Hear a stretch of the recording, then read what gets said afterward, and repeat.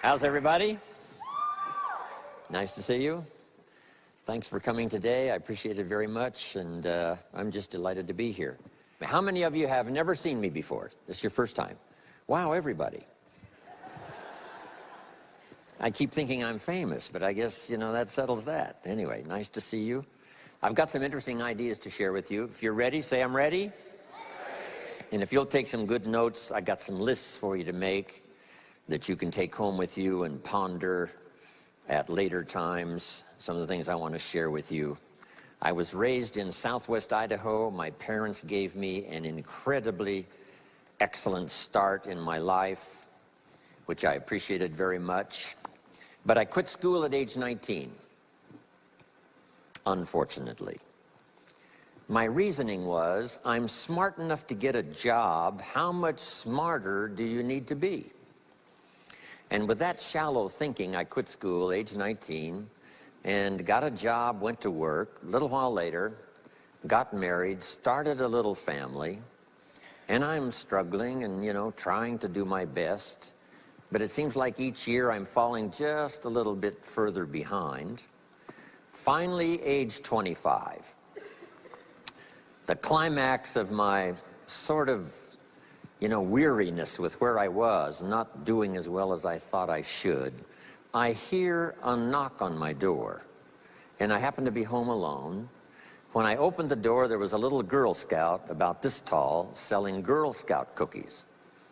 And she gave me the finest sales presentation I've ever heard. Girl Scouts around the world, no better organization. And we've got these cookies, only $2, several flavors. And with a big smile, she very politely asked me to buy. No problem, I wanted to buy.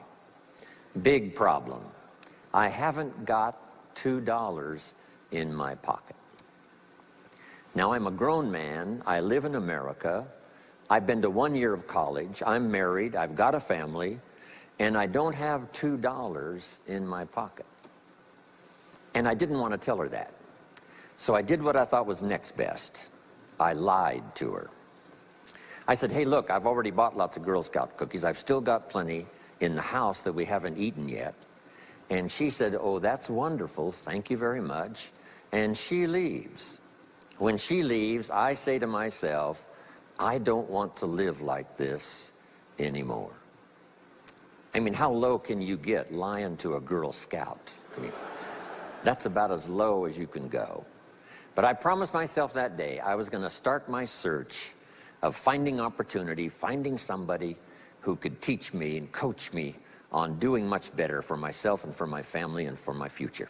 And shortly after that, I met a most extraordinary man, very wealthy, but a friend of mine said, you've got to meet this man. He's rich, but he's easy to talk to. He's got a unique philosophy of business and life.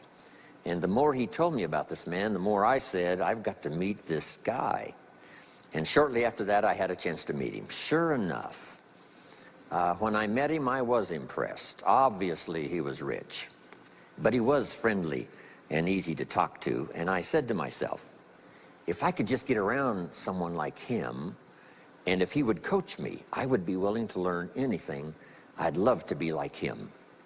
Well, my good fortune was he invited me to join his company, and over the next 5 years, my dream came true. He coached me and taught me how to turn my life from pennies to fortune. And he's not alive anymore, but I'd like to pay tribute to him one more time, Mr. Earl Schoaf, for the dramatic impact he had on my life, especially during that 5-year period. And so my whole life turned around. I made my fortune by the time I was 32, starting at age 25. And some of the ideas that I want to share with you today came from that 5-year experience. Then from there, I got into lecturing and giving seminars, and I've written a few books, and my career now spans about 41 years.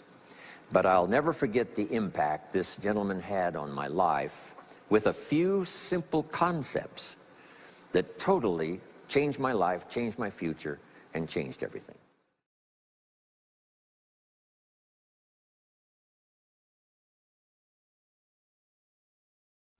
Let me give you the day that turns your life around, as quickly as I can. I got 4 parts to the day that turns your life around, and then we're finished for the day. Number 1, disgust. Disgust. Disgust is a negative emotion, but it can have a very positive, powerful effect. Disgust says, I've had it. What an important day that could be. I've had it. Wow. I met a beautiful, powerful, accomplished executive lady in New York. The company invited me to come in. This lady was the vice president, extraordinary lady. I got to know her, and I found out her story. I said, how did you get here? Big income. And she never went to college, never went to university. I said, how did you get here? Executive, powerful, income. She said, well, let me tell you part of the scenario. She said, when I was a young mother a few years ago, she said, one day I asked my husband for $10. And he said, what for?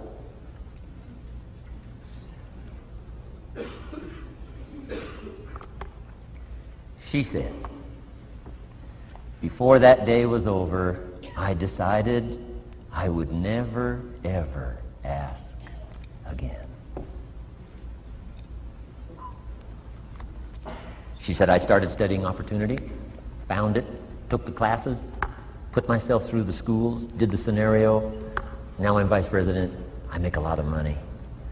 And she said, I kept my promise. I've never, ever had to ask again.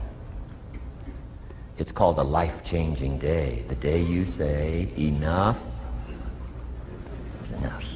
Now, if you can add an act to your disgust, it helps. A man takes a shotgun to his car, blows out every window, destroys every tire, puts 100 rounds in it, and says, I've driven this embarrassing thing for the last time. And then he saves it. He saves it. And later when somebody says, how did you become rich and powerful? He says, let me show you this car. One day I'd had it up to here, I blew it to smithereens. Enough is enough. Powerful. Here's the last 3. Next is decision. Decision-making is a life-changing day. If you went home today and in the next few days cleaned up a list of decisions, it could furnish enough inspiration for the next 5 years, 10 years. What an inspiring day, the day you can bring yourself to decide.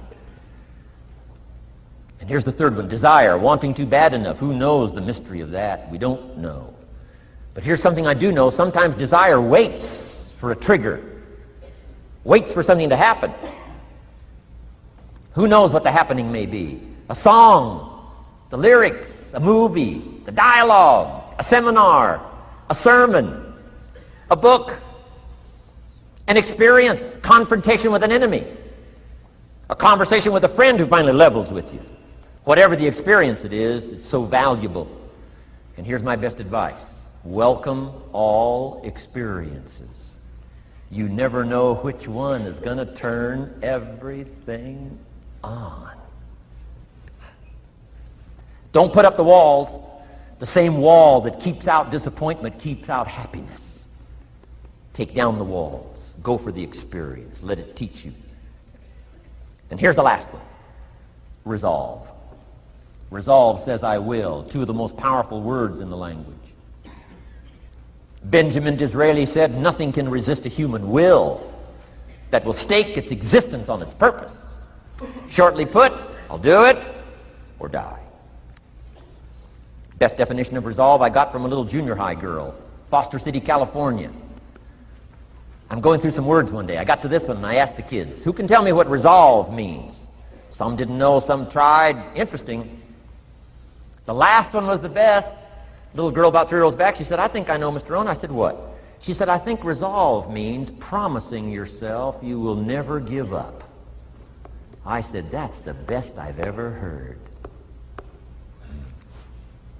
She's probably giving seminars somewhere today, right? I mean, that's the best I've heard.